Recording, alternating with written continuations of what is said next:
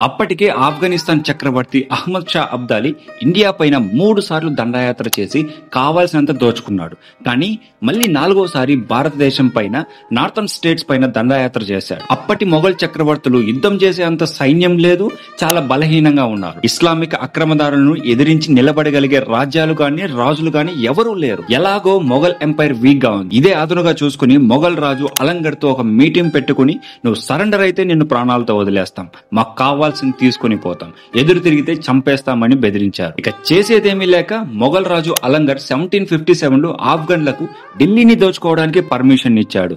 ఆఫ్ఘన్లు కావాల్సినంత సంపద దోచుకున్నారు, దేవాలయాలను ధ్వంసం చేశారు. కానీ వాళ్ళకి ఏదో అసంతృప్తి. అందుకనే ఆఫ్ఘనిస్తాన్ చక్రవర్తి అహ్మద్ షా అబ్దాలీ తన 2 ఆఫ్ఘన్ కమాండర్లు నజీబ్ ఖాన్ మరియు జహీన్ ఖాన్లను తమతో పాటు 20,000 మంది ఆఫ్ఘన్ సైనికులను తీసుకెళ్లి మధుర, ఆగ్రా, బృందావనంల పైన దాడి చేయమని ఆదేశించాడు. ఇక్కడ మీకు ఒక విషయం చెప్పాలి. మధుర నగరం, బృందావనం హిందువులకి పవిత్ర స్థలం. ఈ ప్రదేశంలో ఎటువంటి వస్తువుని వదలకండి, కనిపించిన వాళ్ళని అందరినీ చంపేయండి. ఈ రక్తం ఆగ్రా వరకు నెత్తిటేరులా పారాలి. ఆఫ్ఘనిస్తాన్ చక్రవర్తి తమ సైన్యానికి ఆర్డర్స్ వేశారు. నజీబ్ ఖాన్ మరియు జహీన్ ఖాన్ సైన్యంతో మధురాన్ని అటాక్ చేశారు. కనిపించిన దేవాలయాన్ని అన్నిటినీ ధ్వంసం చేశారు. ఆడవాళ్ళని మానభంగం చేసి చంపేశారు. కనిపించిన మగవారిని ముక్కలు ముక్కలుగా నరుకుతూ చిన్నపిల్లల్ని బానిసలను చేశారు. కొంతమంది ఆడవాళ్లు తమ శీలాల్ని కాపాడుకోవడానికి పక్కనే ఉన్న యమునా నదిలో దూకి ప్రాణాలు విడిచారు. ఆఫ్ఘన్లను హిందువుల్ని నరికే విధానం చూస్తుంటే ఆకాశం నుంచి మాంసపు వర్షం పడుతుందా అన్న విధంగా ఉంది. ఇవి చూసి కొంతమంది హిందువులు వీరి నుంచి తప్పించుకోవడానికి మథురాలోని శీతలమాత టెంపుల్ వెనకాల ఉన్న గుహలో దాక్కున్నారు. ఇది తెలిసిన ఆఫ్ఘన్లు ఆ గుహలోకి వెళ్లి దయ అనేది లేకుండా అందరినీ చంపేశారు. పవిత్ర స్థలమైన మథురాలో 3 రోజుల పాటు డెడ్ బాడీస్ తో ఎటు చూసిన రక్తం పారుతూ భయానక వాతావరణం అలముకుంది. అంతేకాదు శవాల వాసన గాల్లో కొన్ని నెలల పాటు అలాగే ఉంది. ఇన్ఫాక్ట్ అక్కడ ఎయిర్ మొత్తం పొల్యూట్ అయిపోయింది. మధురా నుంచి ఆఫ్ఘన్ సైన్యం 12 కోట్ల డబ్బు అండ్ 6,000 మంది ఆడవాళ్లను బానిసలుగా చేసి ఆఫ్ఘనిస్తాన్ లోని కాబూల్ కి పంపించేశారు. మధురాలో విజయం చూశాక ఆఫ్ఘన్ సైన్యం బృందావనం అండ్ మహాబన్ లో ఇంకా రెచ్చిపోయారు.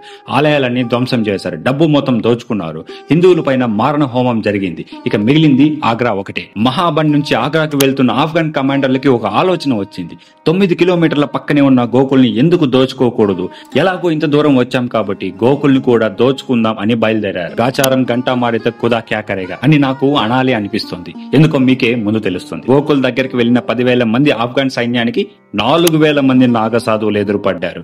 ఈ ఆఫ్ఘన్లు మధుర, బృందావన్, మహాబన్ లో హిందువుల్ని చంపిన విధానం తెలిసి కోపంతో నాగసాధువులు రగిలిపోతున్నారు. నాగసాధువులను చూసిన ఆఫ్ఘన్ సైన్యం, ఆఫ్టర్ ఆల్ 4,000 మంది నాగసాధువులు, మనం 10,000 మంది ఉన్నాం, 1-2 గంటల్లో ఈ నాగసాధువులను చంపేసి గోకుల్ని దోచుకుందాం అని నాగసాధువులను చూసి నవ్వారు. అహంకారంతో ఉన్న ఆఫ్ఘన్ సైనికులు కోపంతో రగిలిపోతున్న నాగసాధువుల మధ్య యుద్ధం మొదలైంది. నాగసాధువులు త్రిశూలాలు, గదలు, బల్లాలతో ఆఫ్ఘన్ సైన్యాన్ని ఊచకోత కోయడం మొదలు పెట్టారు. నాగసాధువుల కత్తి పదునుకు ఆఫ్ఘన్ సైన్యం శరీరాలు ముక్కలు ముక్కలవుతున్నాయి. ముఖానికి బూడిది పూసుకుని భయంకరంగా కనిపిస్తూ యుద్ధ రంగంలో నాగసాధువులు హరహర మహాదేవ అంటూ అతి భయంకరంగా అరుస్తూ శత్రువుల్ని వెంటాడి వేటాడి చంపుతూ శివ తాండవం ఆడారు.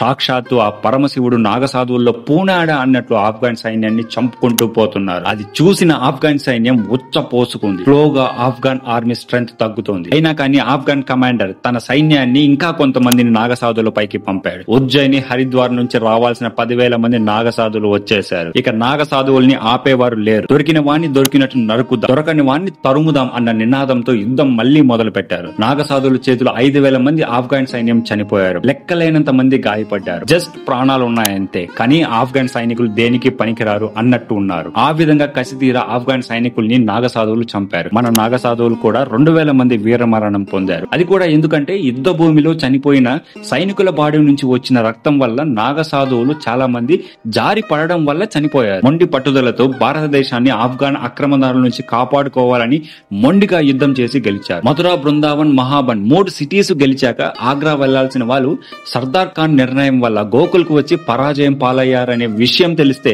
ఆఫ్ఘన్ చక్రవర్తి అహ్మద్ షా అబ్దాలీ ఖచ్చితంగా శిక్షిస్తాడు అని అర్థమైంది సర్దార్ ఖాన్ కి. అదే టైంలో ఆఫ్ఘన్ సైన్యం మధుర, బృందావన్, మహాబన్ లో ఎంత దోచుకున్నారో, ఎలాంటి అరాచకాలు చేశారో అనేది ఇన్వెస్టిగేట్ చేయడానికి అహ్మద్ షా అబ్దాలీ అపాయింట్ చేసిన జాగుల్ కిషోర్ గోకుల్ కి వచ్చాడు. అయితే సర్దార్ ఖాన్ కి కిషోర్ లంచం ఇచ్చి ఆఫ్ఘన్ సైనికులు అంటువ్యాధి సోకడం వల్ల గోకుల్లో గెలవలేకపోయాం అనే ఫాల్స్ రిపోర్ట్ ఆఫ్ఘన్ చక్రవర్తికి పంపించమన్నారు. అతి భయంకరమైన ఆఫ్ఘన్ సైనికుల నుంచి గోకుల్ని కాపాడిన గొప్ప వీరులు నాగసాధువులు. అనుకోకుండా యుద్ధం చేయాల్సి వచ్చినా సరే భయపడకుండా నిలబడి చాలా హిందూ దేవాలయాల్ని కాపాడారు. నాగసాధువులు హరహర మహాదేవ అన్న నినాదంతో చేసిన యుద్ధం చూసిన ఆఫ్ఘన్ సైనికులు ఇంకోసారి హిందువుల పైన దాడి చేయడానికి కల కనడానికి కూడా భయపడేలా చేశారు.